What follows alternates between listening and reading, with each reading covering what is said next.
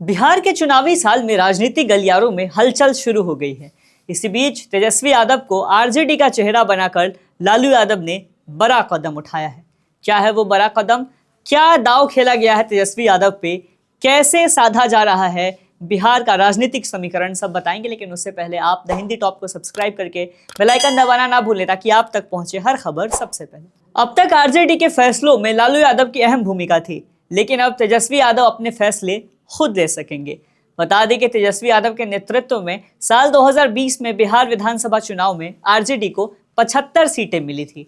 तेजस्वी यादव ने बैठक के बाद कहा कि उनका लक्ष्य बिहार को देश में सबसे अग्रणी राज्यों में शामिल करना है। उन्होंने कहा कि हमारे पास बिहार के विकास का विजन और ब्लूप्रिंट है, जिसमें सभी वर्गों का ख्याल रखा जाएगा। सियासी गलियारों में लालू यादव के इस कदम को उनका गेम प्लान माना जा रहा है।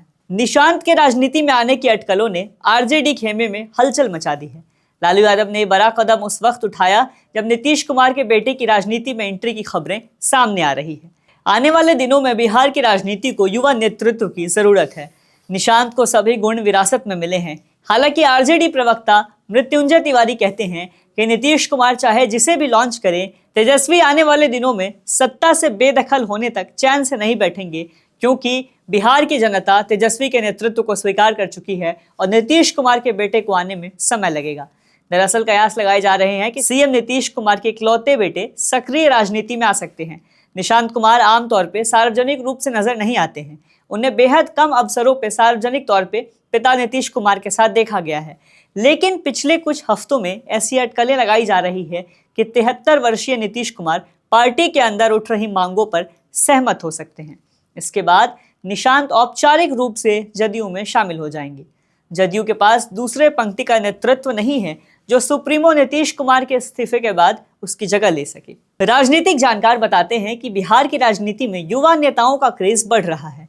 ऐसे में तेजस्वी यादव जैसे नेता को टक्कर देने के लिए जेडीयू को भी एक चेहरा, युवा चेहरे की जरूरत है। कयास लगाए जा रहे हैं कि निशांत कुमार का राजनीति में आना जेडीयू के लिए फायदेमंद साबित हो सकता है।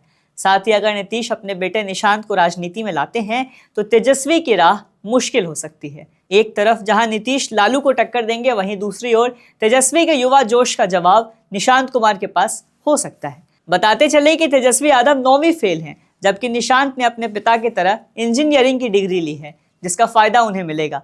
हालांकि तेजस्वी काफी समय से राजनीति में एक्टिव हैं, तो उन्हें इसका फायदा बखूबी मिल सकता है। गौरतलब है कि इस साल के अंत में बिहार विधानसभा चुनाव होने हैं। इसके चलते एनडीए और इंडिया गठबंधन अपनी तैयारियों में जुटे हुए हैं। बीते चुनाव में एनडीए में जदयू 122 तो भाजपा 121 सीटों पे चुनाव लड़ी थी। उस चुनाव में जदयू ने अपने कोटे में 7 सीटें HAM हम पार्टी को दे दी थी। भाजपा ने अपनी 9 सीटें मुकेश सहनी की पार्टी वीआईपी को दी थी। इसके अलावा चिराग पासवान अलग होकर चुनाव लड़े थे। इस बार चिराग और कुशवाहा भी साथ हैं, जबकि सहनी महागठबंधन के साथ हैं। फिलहाल इस खबर में इतना ही। ऐसी और खबरों के लिए सब्सक्राइब करें द हिंदी टॉप। हम एक्स यानी ट्विटर, फेसबुक और इंस्टाग्राम पर भी फॉलो करें।